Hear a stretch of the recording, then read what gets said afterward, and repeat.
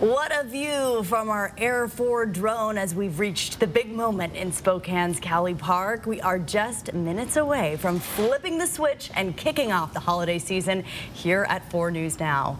It's all a part of our annual Making Spirits Bright project, which is our gift to the community to spread holiday cheer to families all over Spokane, and especially for those who will be spending time during the holidays right across the street inside of Sacred Hearts Children's Hospital. Well, all week, Mark Peterson and the Extreme team, they've been working in snow to hang tens of thousands of lights, and those are going to illuminate the park. Let's send it over to Mark. He's joined by the big man himself as they prepare to light up Cowley Park. Mark. We have a crowd, we have hot cocoa, we have Mr. and Mrs. Santa Claus. So Merry real quick, Christmas. Thank you again for being here this year and helping us out. Always a pleasure and an honor. Okay. Thank you. It's an honor to meet these two young men. Mike, would you bring in Liam and Jack?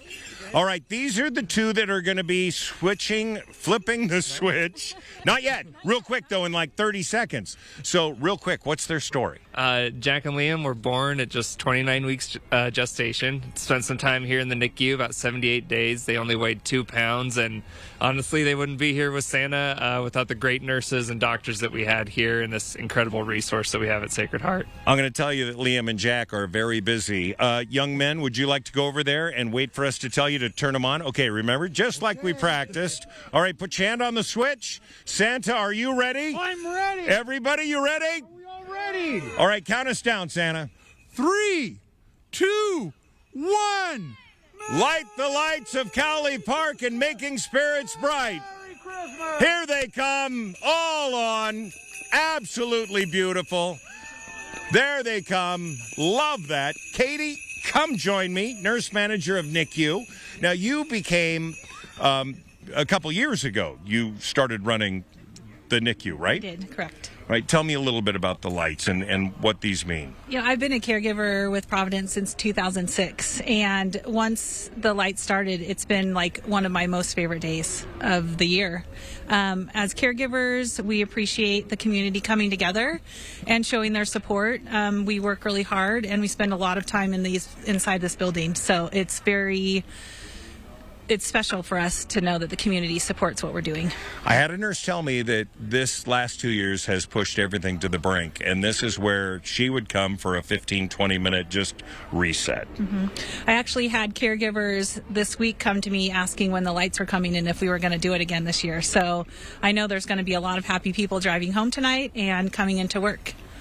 All right. I love it when they say, are we going to put the lights on? Then I think, how can we not? You know, I mean, this is just one of those things. All right, hang out. Mike, can I have you here for a minute? So Jack and Liam were in the NICU while we had the, come on over here. I'm running out of mic cord. They were you got to be in the hospital with the lights on. What did that mean to you, or did it have an effect? Yeah, you know, they were born on December 9th, so for 78 days we drove right past this park and we would see the lights, and it was kind of, you know, we'd watch the seasons change, watch the lights come up, and then we watched them come down at some point. But it was just always nice to see him here, see him as kind of a little beacon of hope, and know that all the kids that were in the NICU for any kind of reason, or in the hospital in general, were seeing the same lights as us, and kind of give us a little bit of a community to look down on all of these together. Well, thank you so much, and I'm so happy that Jack and Liam are those crazy, busy, young 5-year-olds that for us parents remember. And you have a new brother. We do have. They have a new baby brother, and he was born here as well. He's doing awesome, and they love on him pretty hard. All right, here's the deal. The lights are for you. They're for all the kids and all the families that are in Sacred Heart Children's Hospital. For the doctors and nurses, we love to call them heroes because without them, Jack and Liam would not be running around going crazy and making smiles on everybody's faces, guys. I think we had a good night tonight.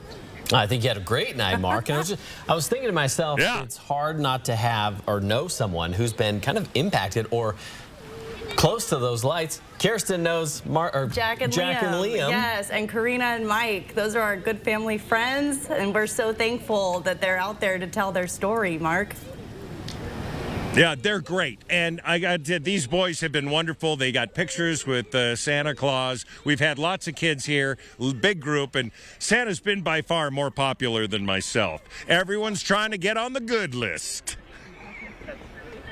I think Mark is on the good list now. after the lighting ceremony. Not before, after the lighting ceremony. Mark's on the good list. Yes. Wow. Thank goodness. That is another amazing display at Cowley Park. Love that view from the drone, too. Isn't that cool? And Aaron, you've reported out there. It must feel so different to be just surrounded by it. It's a whole different world when you're actually down there walking through the park. I think Mark will tell you that too. It's cool to see it from the drone. You get kind of the overarching idea of what's happening, but then you're down in the park and it's wild. Yeah. It's cool. Everyone should check it out.